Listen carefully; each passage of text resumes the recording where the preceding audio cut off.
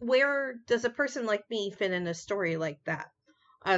It's like the truth is we don't. In most of the single main character versus ensemble storytelling, we always identify more with the bystanders or the villains or someone else in that structure, and they're rarely fleshed out very well. We think that ensemble cast stuff versus singular hero point of view kind of structures. One, of course, grokked so much better with our plurality and our plural way of thinking already, because even before we really recognized we were plural, of course, we had a plural culture of thought because we were sharing thoughts already. We just didn't know that everyone didn't do that. Happy time zone, everyone. everybody. Welcome to Plural Conversations at the Housemates for Life podcast. I am, various headmates from the Unfiltered Universe system, and I'm here today with Will from the Voices of Jarvis. Hi. Hi. And today we're going to talk to you about plurality and media. It's a big topic. We were originally going to talk kind of about like art, but that's even bigger. So we're trying to narrow it down. We're not even quite sure how this is all going to play out. We're going to try not to go off the rails too hard. We try. Yeah, it turns out that the more we talked about it together to try and prepare for this episode, the more complicated it began to get. Like, it's talking about the intersection of media and fiction, specifically in general, with plurality and how being exposed to fictional places and fictional ideas and story structures and all kinds of stuff really impacts plurals differently than it feels like it does for singlets. At least for us, there was a big change in how it impacted us post-discovery. Well, actually, it affected us the same all the time because we were plural the whole time.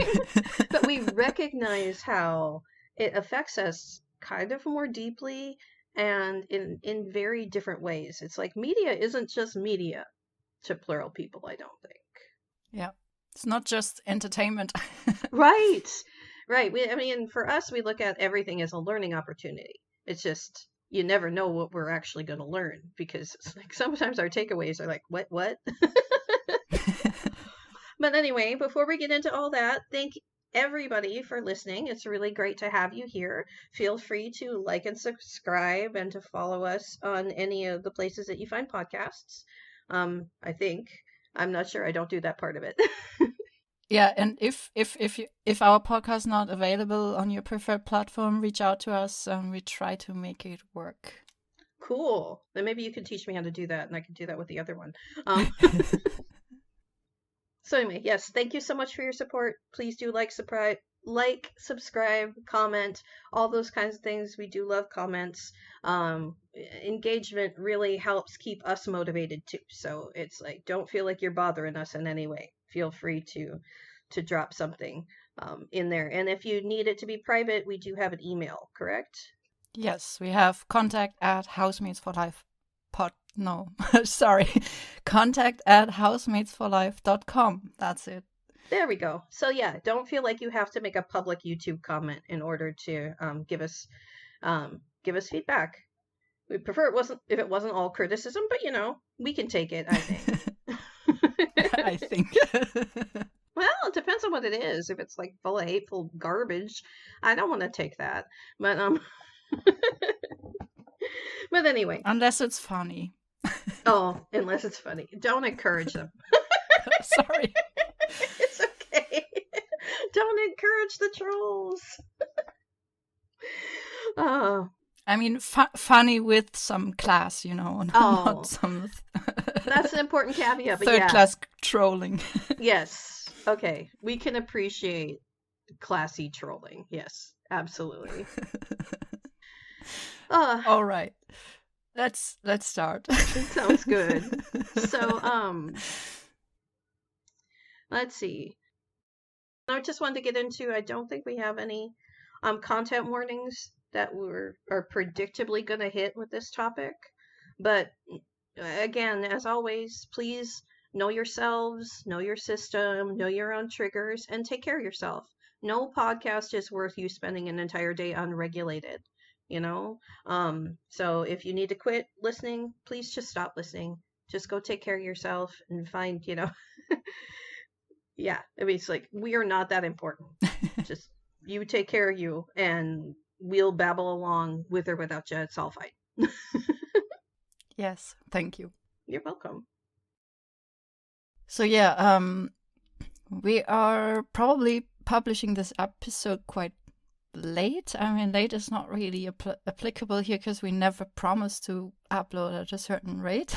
But compared to the previous episodes, this episode is appearing a bit late because, yeah, as you said before, we had a lot of difficulties to plan this episode and also to record, but also the planning stage was becoming longer than we thought. Yeah. And what I think is the main issue here is that we talked about thought talk before in previous episodes, but thought talk basically is the way we communicate in our mind, either with ourselves or with with other handmaids. That thought talk is just very non-linear, at least in our case, and I think it's for most humans it's very complex and non-linear process.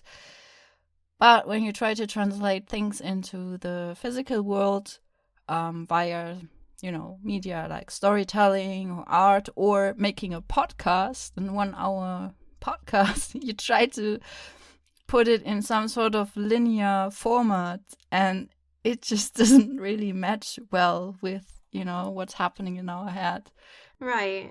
versus how we want to present it here in this podcast. So it took us a long time to actually even just structure the bare bone of this episode, and it will just never be satisfying. But we try. No. Right. It's the main. Gosh, we're having trouble even formulating this bit. Yeah, I personally will. I have like this love and hate relationship with storytelling because of that. Because on one hand, it's super limiting in what you want to express or what you can express, but at the same time, I think it is fun and it's quite beautiful form of art to like try, to find a good format that works.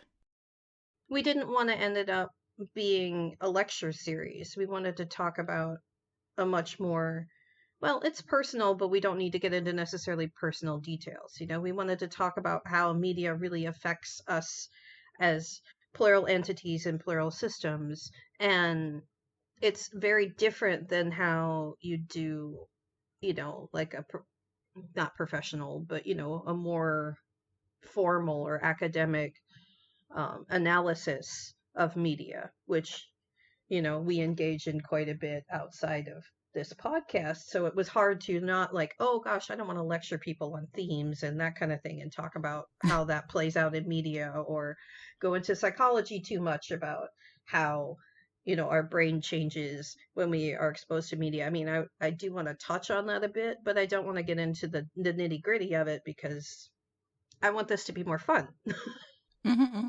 But we had to sift through all of that to get to a place we thought would be fun, and that has taken a while. But now we're here. Mm-hmm. Let's see how successful we are. Matt is shouting from the back.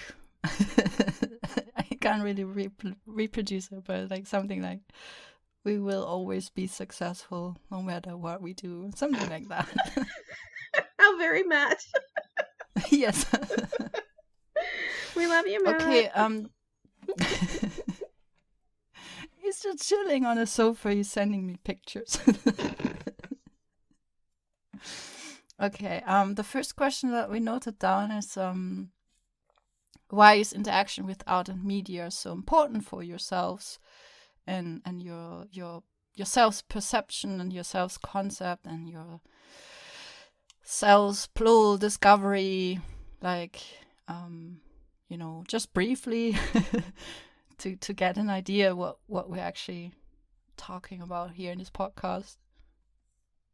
So yeah, we one major point that we wanted to make is that storytelling and like media in general shapes culture and vice versa. So it's kind of the question, what was first, like the chicken or the egg? Like, did we have first storytelling and that made human culture as it is today, or was there first culture and then we developed storytelling? It's not really, there isn't really a beginning, I think. And it can become like a vicious cycle, like you know, if we keep reinforcing certain types of storytelling or art or how we produce media, then that shapes our culture and then it reinforces itself, while we might actually find that there are other possibilities. Like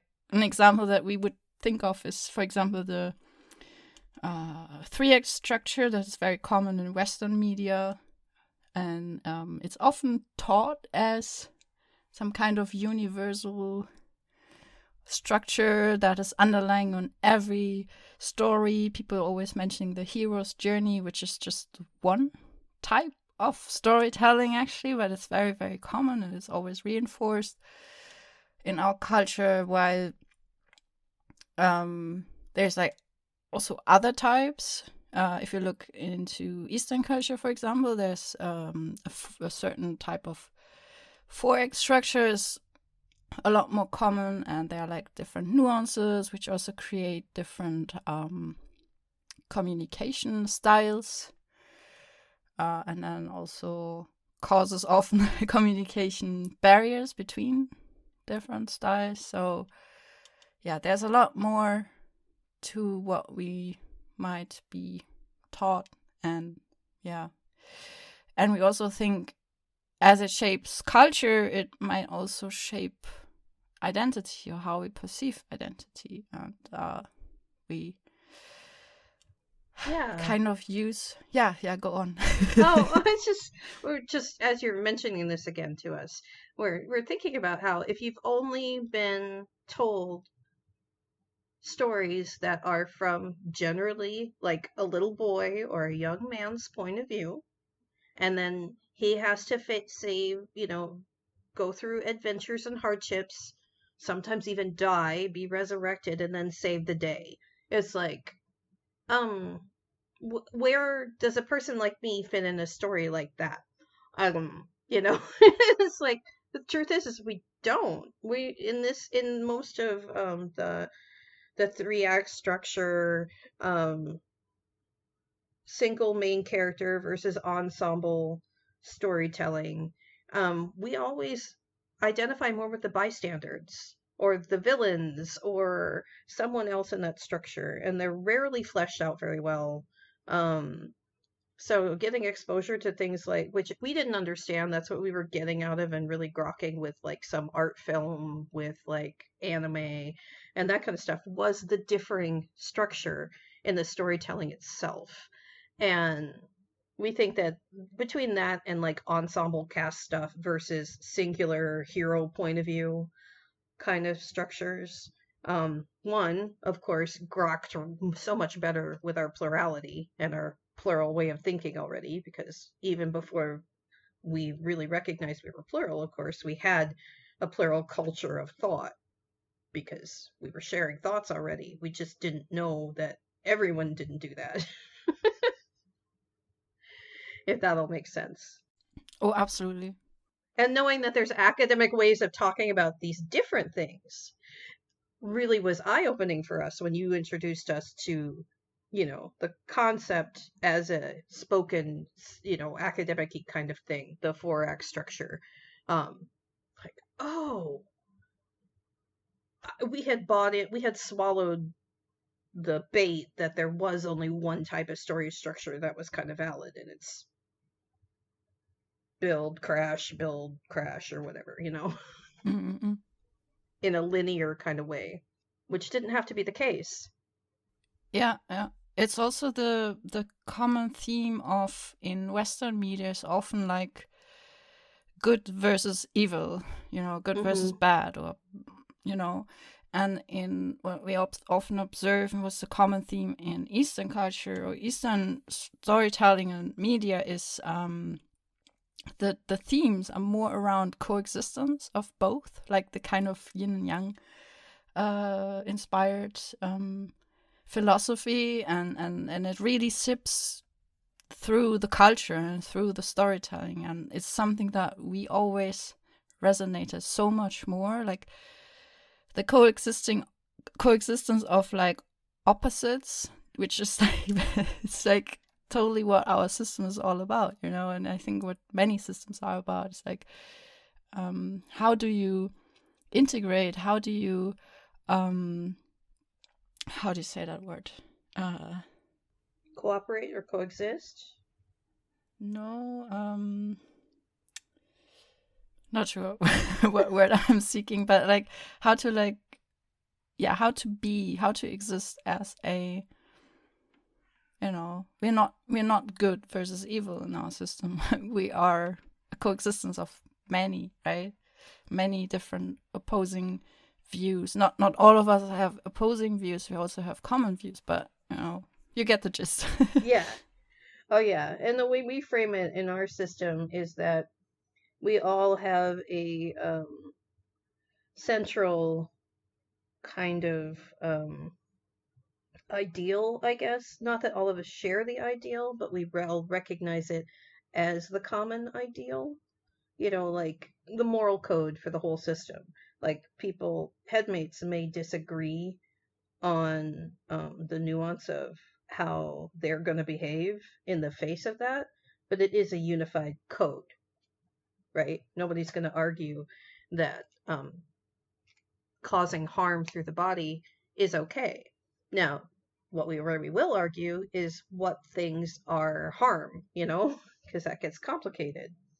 But we don't want to hurt people in or out of the system, so that's a value that we have. But sorry, I'm trying to figure out how that goes back to media. But when we're exposed to mostly or steeped in mostly media that has that good bad dynamic that isn't really reflected in life, but does actually reinforce the trauma structures, you know, all those action sequences where there's like bad people around every corner and all that stuff reinforces some of the trauma signals and the trauma messages that we carry.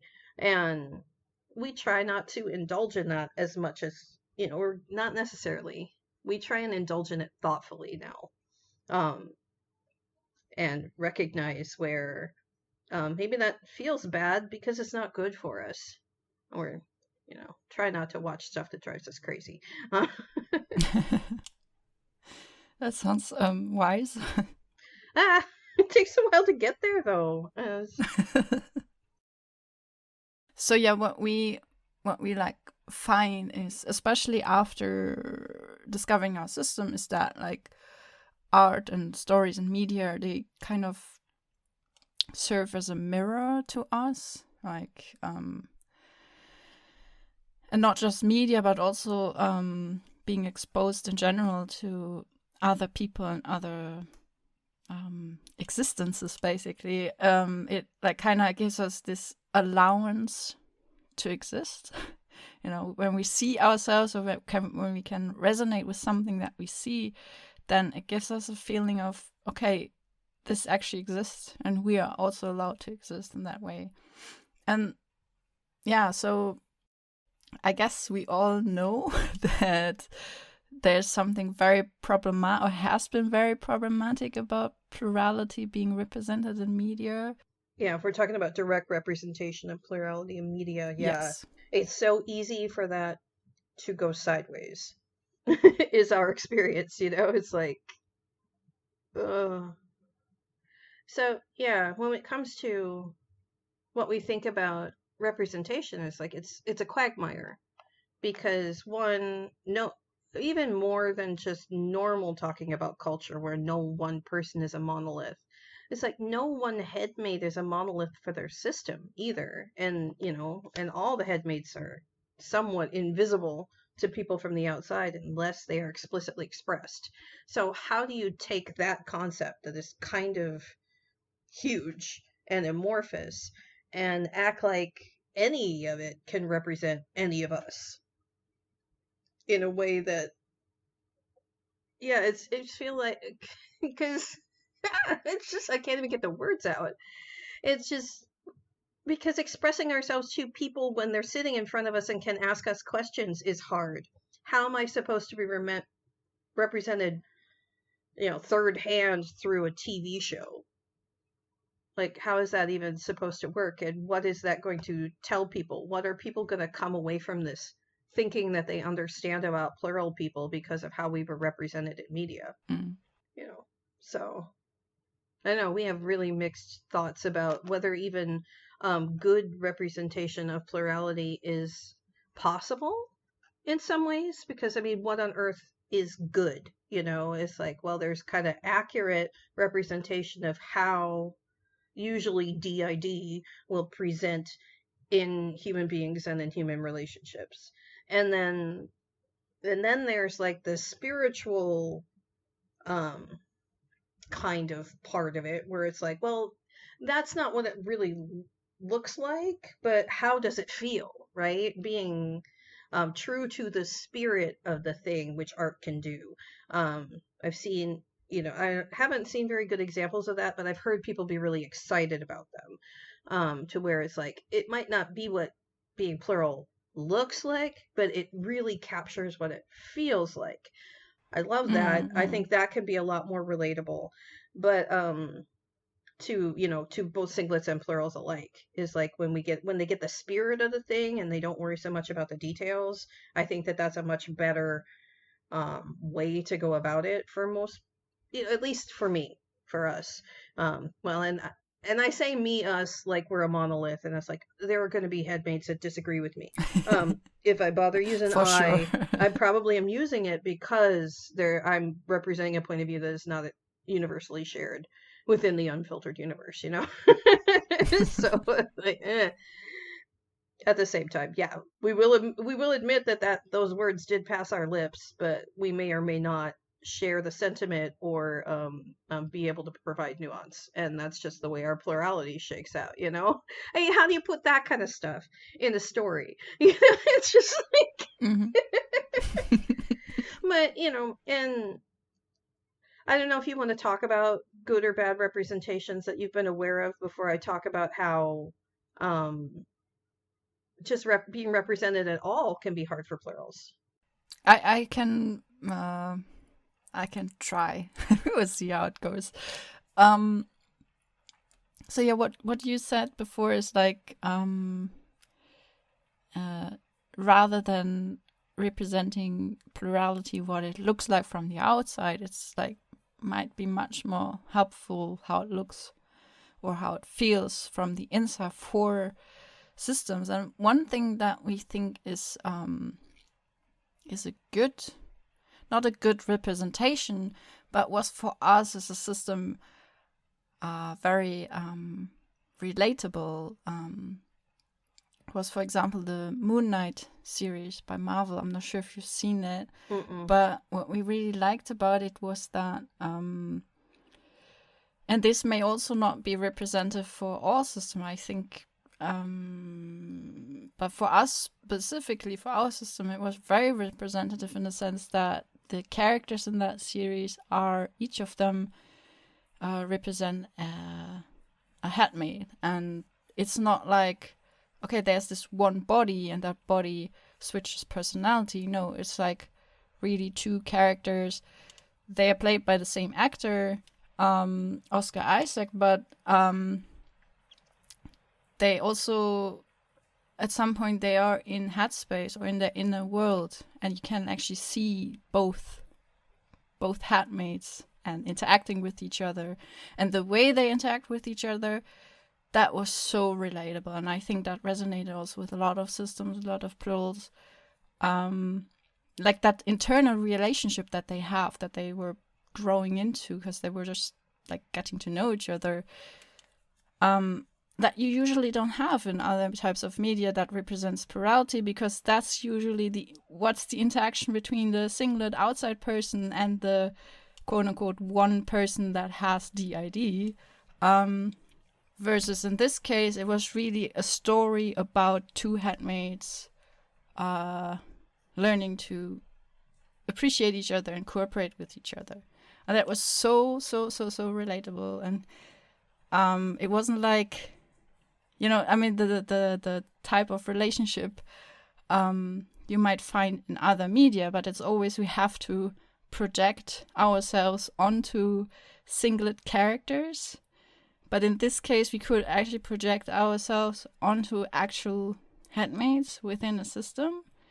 And I don't know, it did something with us. It felt so refreshing, We haven't seen it, but you guys aren't the only system we've heard from that said that really felt good to them, felt like it wasn't triggering to empathize with and immerse yourself in their story because it was representative or relatable enough. So yeah, I've heard really good things about Moon Knight. I mean, it still has a few issues, but let's not get into that detail. I mean, I think anybody who's looking for perfection in representation is fighting the wrong fight.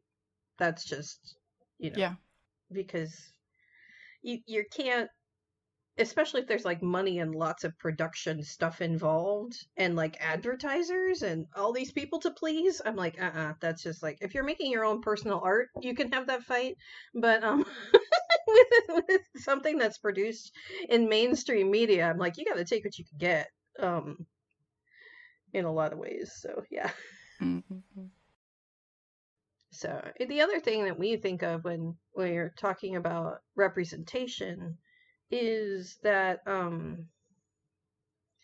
even telling people's true stories and letting them be co-producers and acting this stuff out can be, well, the truth of the matter is some systems often start off being in denial of the fact that they're a system, and seeing themselves represented in the world can be hugely triggering and sometimes even destabilizing for them.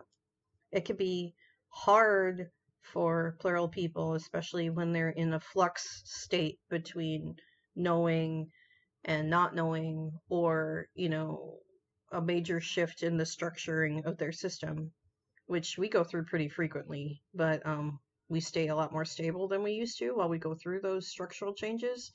But because we are in that, recovered place right now, we can see a whole lot more how those kind of things affect us, and about how vulnerable to triggers that people with trauma can be. And most, if not all, systems have been through severe trauma, so they're gonna be susceptible to the same things that just trauma survivors in general are going to be. So seeing the representations of people's real stories, they're traumatic. This is not easy stuff to swallow. And when we've met systems in the physical, sometimes just being around the reality of someone else having survived that much can be too hard to swallow already. And media kind of can hold, if you're not careful, a really kind of perceived as safe place. It's fantasy, it's not real. You don't have to worry about whether it's not real. You can just let yourself get immersed and play with it. But sometimes that opens doors that you're not ready to have opened too. Gosh, I'm being really vague, but but I think the people who need to hear it, they will hear what you're trying to say, I guess. Thank you, because just if you find yourself really triggered when you're watching stuff, and by that I mean you might even not notice it's a trigger at first. It's like we'll find ourselves watching something, and then all of a sudden we're making our bed, which we never do. It's like, well, that's interesting. Or if we're constantly um, have a show on Netflix that we were trying to watch, but we're on our phone now right in front of it, and we've paused the show to play on our phone. It's like, well, why did we do that? And usually it's because there's something in the show we're trying to watch that we weren't ready to deal with. And um, I don't know if that happens to all systems or all trauma survivors, but that definitely happens to us. And we're trying to be more cognizant of it. And, I don't know about anybody else, but we end up at least feeling that we're pretty empathetic, really empathetic. So we feel for these characters in these stories. And we don't want awful things to happen to them. And when we can, the action needs to happen, it's like you can't have a story. We can have a story where nothing happens, but that's not going to be the majority of stories that you get Yeah, into. I was going to say so, but continue. Yes, and you remind us of that a lot. That Eastern story structure and just the gentleness of the stories that they are allowed to tell versus like Western media tries to tell us are possible is very different, and we're grateful for that. Um, but a lot of the easy reach stuff we can find in, say, our Netflix feed is going to have, characters going through probably hardship after hardship after hardship. And that can be really hard for us to watch. Um, Especially if we ourselves are in a place where we're feeling somewhat powerless in our life at the time. Watching a character also be powerless without them being also given tools for being empowered. And this is kind of sidetracked to what we were talking about, but that's is one of the things besides just representation that we love using media for is for actually building hope. Like if someone can make it through a struggle, even in a fictional sense, that we either share or can relate to, it gives us more place for hope that we could find the skills or the support or the fortitude or whatever to also make it through struggles. Like seeing people succeed helps us to imagine succeeding ourselves. It's just relatable, helpful kind of thing. That's one of our favorite things to get out of media. Um, but at the same time, when you hold that kind of mirroring um, empathy, and I don't know about you guys, but our system always has a lot to say, and we were built in, like a codependent kind of mindset in the household where we were raised. So we're always doing mirroring work, which I know is how human beings learn. You see something, you mirror it, even in just your imagination. And then you decide from there, if you're conscientious, you decide from there what you like, what you want to do more, and what you resist and what you don't like, what doesn't suit. But if you're not conscientious about your media consumption, you may be reinforcing messages that you actually don't want to carry, is a big thing. And if you don't have a lot of good communication in your system, your headmates might be adopting things that are not helpful to the shared life, too.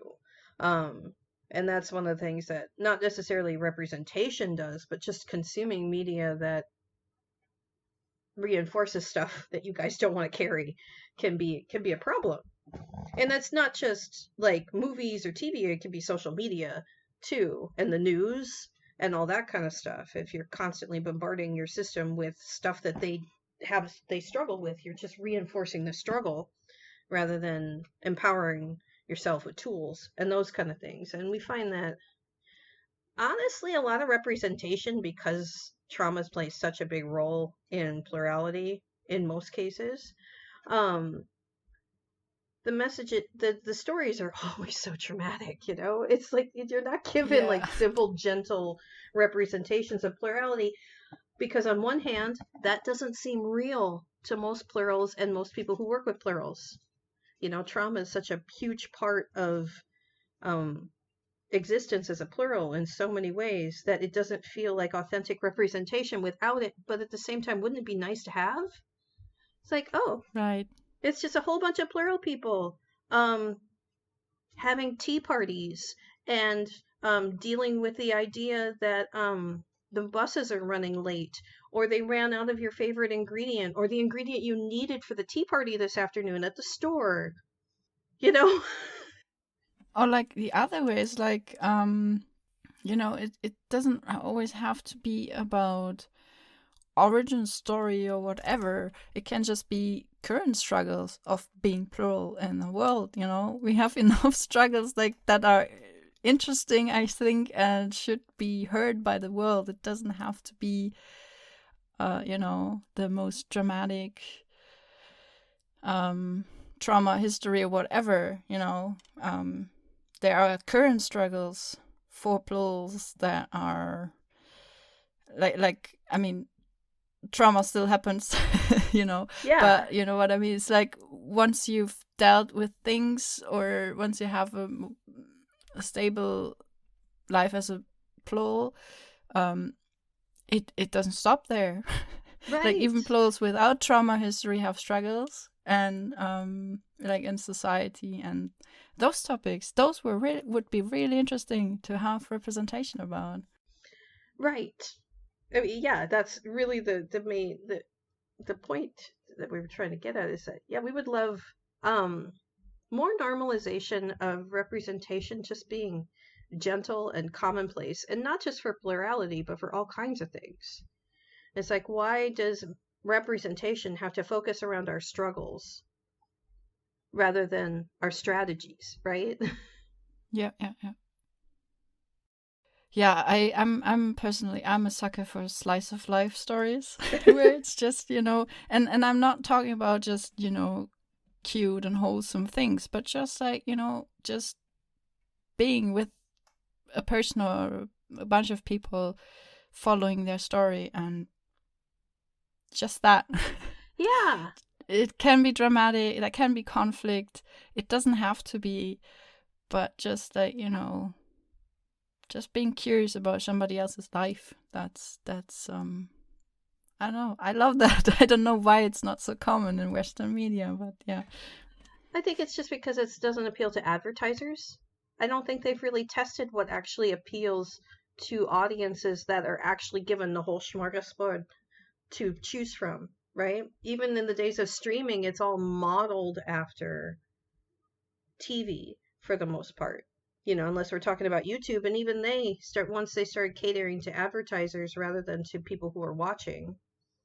Um, it changes the game to what advertisers want to show rather than what people actually want to see. And Mm-mm-mm. once you limit the menu at all, you can't get an accurate read on what people would actually like if they were given more choices. Um, yeah, because I mean, we also, as you were talking about that, it's like, not while you're saying it don't have to be all just gentle stories, yeah, but I'm like, it would be nice to have that option once in a while, Yeah. where it's like, oh my gosh, you mean I get to hear what a typical day at home conversation would be like in a culture that I don't share. You know, it's like, how do you guys structure the sharing of housework in this culture that I don't share? And not that any of these people would be monoliths, but being able to see how some people do it is still more knowledge than I had before. Mm. It's like, oh yeah, I watched like, well, like one of the favorite things a lot of people think about Ghibli films is seeing the food. It's like, oh, that's how they make ramen, and that's how they lay it out. And those are really interesting dumplings. I've never seen anything like that. And a lot of it is Right? modeled off of real food you could go get. So, yeah, I mean, that kind of detail is what makes the stories endearing. Yeah, there's this big action packed, life threatening thing going on, but also these little bits of connection are happening too. And for us, those are the things that we want to mirror and model and try and find what we could find useful in and bring into our lives. Rather than it's like, I don't need fighting skills. I don't need know how to be a ninja. There's, we are an over 40-year-old embodied woman, right? On that level. Um, when people see us, that's what they're going to see. The idea that I'm going to need to beat somebody up at the bus stop probably isn't realistic. Yeah, we might be under threat at a bus stop sometime, but the ideal thing for us to do is probably not go into literal fight mode. Um, so, if I'm using media to teach me stuff that I might need to know to survive, those aren't the lessons I really need to learn, especially not at this stage of my life. But coming back to representation of plurality, one thing we also noted down is like,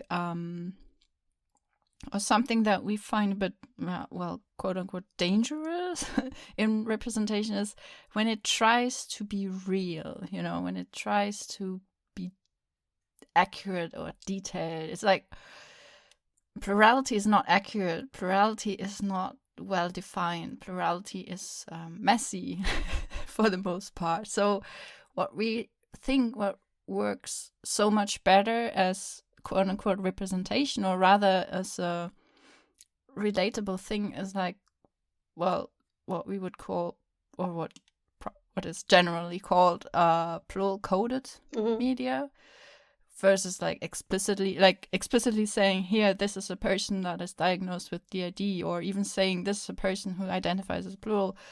No, just having some sort of media where there's like some kind of artistic or metaphorical expression that we as plurals can like resonate with, And I don't know if if I should mention this here, but we have a very particular piece of media right now in mind that does that really well. Is the book by, I don't know if I say it correctly, David Levithan. The book is called Every Day, and it's a series. It has some sequels, I think.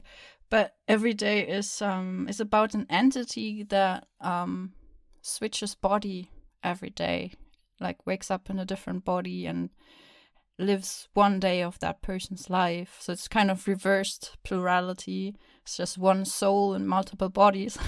But the way it's written, it's so closely related to how we, at least as individual handmaids, relate to body and relate to outside relationships when you don't really have them because you're not really consistently existing as a being. So yeah, that's just a side note. We could go much more deeper into this. Sure. But that's like an example of, it's not really plurality, but the concepts and the themes and the way it's written, it's like, wow, this could be from a plural, Yeah, and it's one of those pattern recognition things where, because you're aware of how you're affected, you start seeing it everywhere. So it's like we see a lot of plural coding in all kinds of media that, we don't want to get into arguments with people about whether or not it is plural or plural coded most of the time, but we think that to ourselves. Like internally we discuss this all the time, but we don't know if we dare out in the world. But it ends up with being a lot of things. It's like okay, we'll assume it's plural coded if it has an ensemble cast at some point. It's like yeah, it's like at some point everything it just becomes plural. It's like, and then you question, like, does singularity actually exist? Do singlets exist? Whoa. And then like I get confused, or we get confused. Yeah, well, it's like no matter what we believe, they think they do, so we have to deal with that.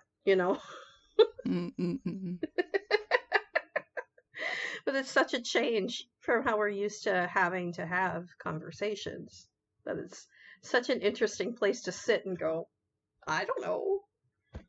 I'm like, I'm not going to argue with other people's self-concept, but from our experience, it looks like you guys would benefit a lot from plurality. I don't know. And this kind of brings us to our next question: is like how art and media has helped us as a system and individually to like first of all discover our system and like better navigate our multiple selves. And we really think that media or certain types of stories really helped us on this journey and still help us on this journey. And this also coming back to the initial thing I said about thought talk, the way we think in our head, the way we interact in our head is like The very thought, the very fact that we think of it as our head is a big thing all in itself. That's just yes. Exactly. It's like we are an ensemble cast. We are an ensemble cast who have a mecha suit like Iron Man, you know? And I know, so wait, I need to recollect myself. That's okay. I'm not sure what I'm trying to say right now. Yeah, it's hard. I mean, audience, please be gentle with us because it's like it's hard to from even before thinking about us doing this episode. When it was like, oh yeah, we definitely should do that. That'll be easy. We got a lot to talk about. It's not. I can't explain to you. I'm like, I'm doing podcasts for a bit now, and I've always been having, like big, deep conversations with people. But doing this particular podcast, this episode, has been incredibly difficult, and it defies description in some ways. It's just so hard to talk about. And we talked about stuff like self-concepts and reality already, right? Right. I'm working on an episode of a different podcast with my kids about the nature of time. It's like, but oh god, talking about media, and we consume it all the time. We love TV and we like reading books, and we love playing video games, and it's just finding themes and learning things even from the background of media and all of that. But once you add the layer of plurality, it's just like, how do you talk about something so as amorphous as media recognition and all that, but from multiple layers simultaneously, and about it impacts you on multiple layers simultaneously? It's like the language breaks down, and it's just I never could have predicted this would be this hard. You know what we do? I'm getting some cues from the back right now. Mm-hmm. We can each like give a very concrete example. Mm-hmm. Maybe that will help. I don't know. Maybe that's what we were going to suggest too. So, okay. Do you want to start, or should we start? If you have a ready example, please do start. That'll give us a chance to find one. Oh, we were actually suggesting to you to talk about Manifold Garden. Oh, okay. Okay. So, gosh, talking about Manifold Garden is going to be tricky because it's like, first of all, I don't expect anyone in our audience to ever played it. Manifold Garden is a 3D puzzle video game that we played on our laptop. And the main mechanic of it, there's no characters really, there's no dialogue. Some would argue there is no story even. There is an implied story, but that's a debate for a different time. But the main mechanic of it is that the only thing you can control is where you move, and you're kind of a disembodied thing. You never get to see yourself. You don't even have a shadow or anything like that. So who you are, what you are, who knows? Doesn't make any difference at all. But you can move your point of view, and you can rotate gravity. either in any direction. You can, except you can't flip it directly opposite. So you can move it to the left, to the right, to the front, to the back. Um, so there's 6 different colors, and you could choose a different gravity just by going up to a wall and then changing that to down. You just push a button and then boop, the wall now becomes down. The pull of gravity changes to that direction. And then you use that to make like blocks fall in a direction that you want to get, basically you're trying to get blocks to specific targets.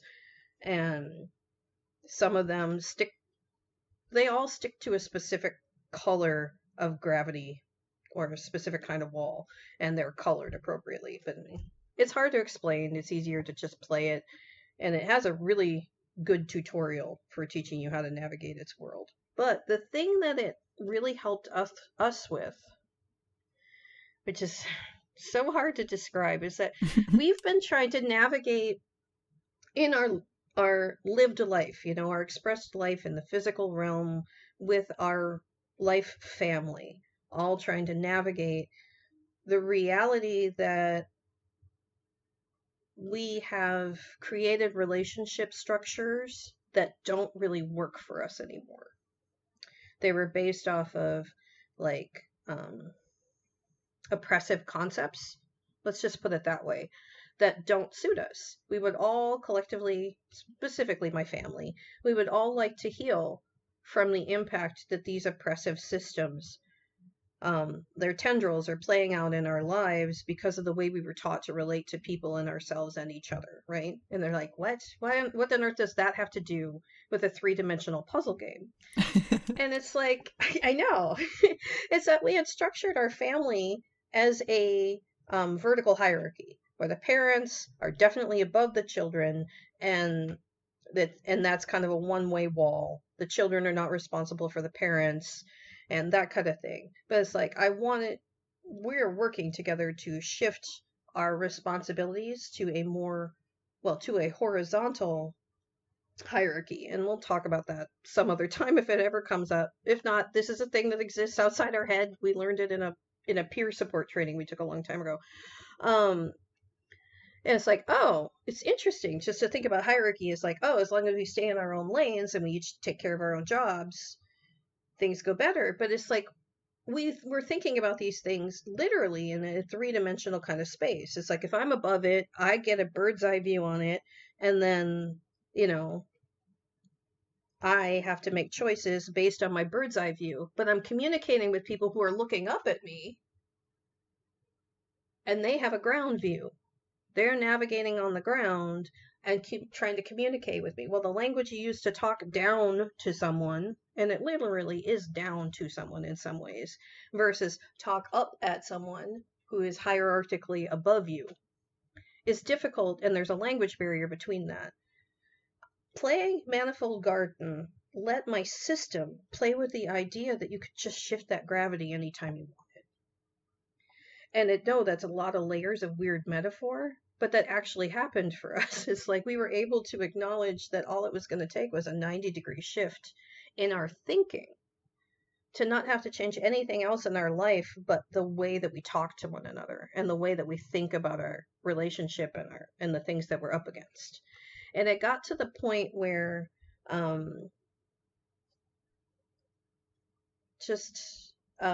navigating that 3-dimensional space and solving those puzzles gave us more mental flexibility, where we're like, okay, well, just think about it from a different angle.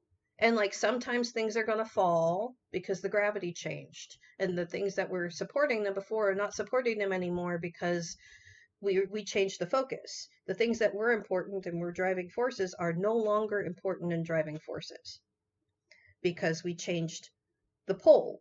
It's like, oh, if we're not, as a family, if we're doing things for each other now because we are the important people, not the person who previously oppressed us, you know? And it's like, what?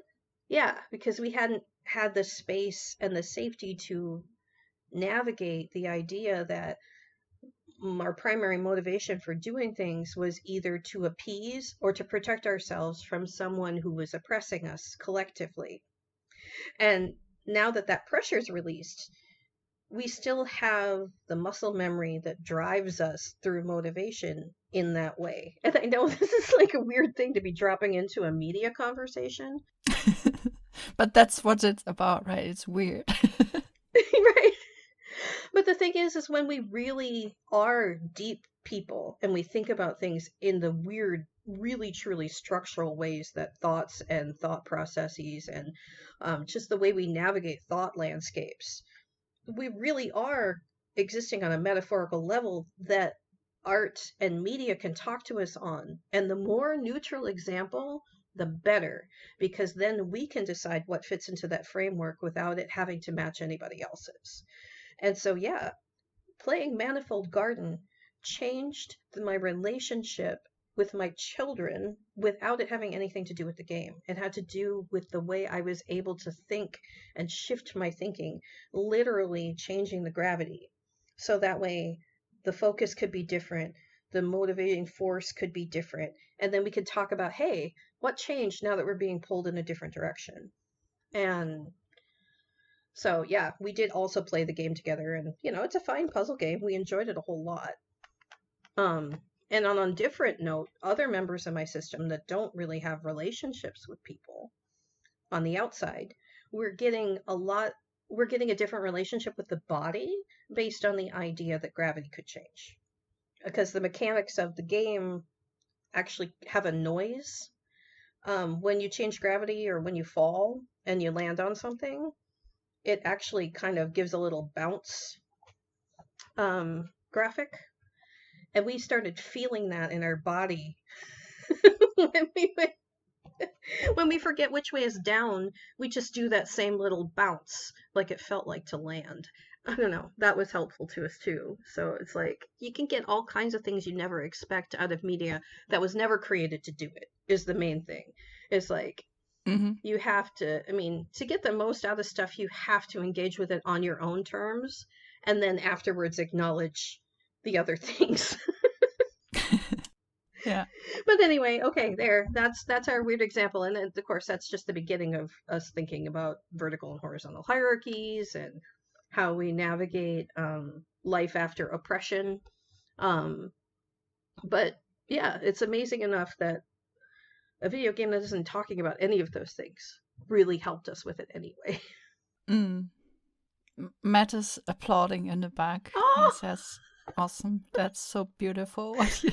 What you were explaining. oh, thank you. Because we just think it's like a jumbled mess that won't make sense to anybody else. Yeah, but I think that's the point, right? It's very personal. It's a very Mm-hmm. personal experience, very subjective. And the example that we picked, it's an example that was very close to before we discovered our system. It was very, we kind of see a lot of like, it was a big stepping stone for us. Is the anime series, which is originally manga, Haikyuu, which is like it's a Japanese word for volleyball, and they play volleyball in that series. And what we were thinking while watching that, and it, like as I said, it was pre-discovery, and it really like made us think more deeply about ensemble casts and why we relate to it so much, or just that we relate a lot to it. Is in general, I think like when you look at team sport, you're a team, we're a team as a system, right? It's how we work inherently, and you have like individuals, but also you have the team, and you have a common goal, and you have relationships on the playing field, certain strategies, you have individual strength and weaknesses, and everything is just interplaying with each other. And what we liked so much about particularly volleyball is that there are very few exceptions where you can score a point by yourself. Mm-hmm. Like you have to, the ball is always in the air, usually, and you can't touch the ball twice in a row, so you really need to rely on your teammates to make the game go. You can't really, like talking about football / soccer, for example, where you can like run off with the ball and do a solo thing. You can't do these things really in volleyball, for example. And we think the show itself really brought that point across so well, and it really resonated with us. And we didn't even know back then why it resonated so much with us. We thought it's like a common thing for everyone or everybody. But later, after Discovery, we realized how much it related to us because of our plurality, because we perceive ourselves as a team. We perceive ourselves as not really individuals who score a goal by our own. I don't know how to explain it. This is, again, this kind of thought talk thingy, but it's like we never perceived ourselves as having one opinion. We never perceived ourselves as having one perspective. We never had that in our life, really, or only temporarily. And then we would get confused because that changes. But like having that kind of visual representation of like team sport, very emotional and engaging, kind of helped us to see and understand like we don't need just one perspective. We don't need just one opinion. We can exist. Like back then we didn't think of ourselves as a we, but we thought, hey, yeah, this is the perfect metaphor for how a human brain works, or how a human self works. Well, I guess we were a bit wrong about that. Yeah. But it was a really great metaphor or representation of how our brain works, how we work internally, and how we navigate life as a team together in a way. And we drew a lot of inspiration from that. We started writing our own creative writing story around team sport. And through that part, there were a lot of things involved, but that was one major big part of how we then started to understand our system, our individual selves, yada yada. We made a 2-part episode about our discovery journey. Just listen to that. I don't have to repeat that here. We're grinning. You can't see us, but yeah, we think that journey is beautiful also. Just when underlying structures in either constructed spaces, like with Manifold Garden, or in stories, like your show up and they resonate with us on these deep levels. It's just beautiful how much we grow in response. Did we lose you? Okay, good. No, but Matt was just saying, man, this was just such a great ending to this episode. Right. Such a nice final sentence. No, but we still have some final point on our list. I don't know. Oh, yeah, I like the last question on our list of questions. So the last question we have here for ourselves is, what would you like to see, like to see more of in art or media for the future? And I guess for us, we would love to see more plural coded stuff, rather than edutainment.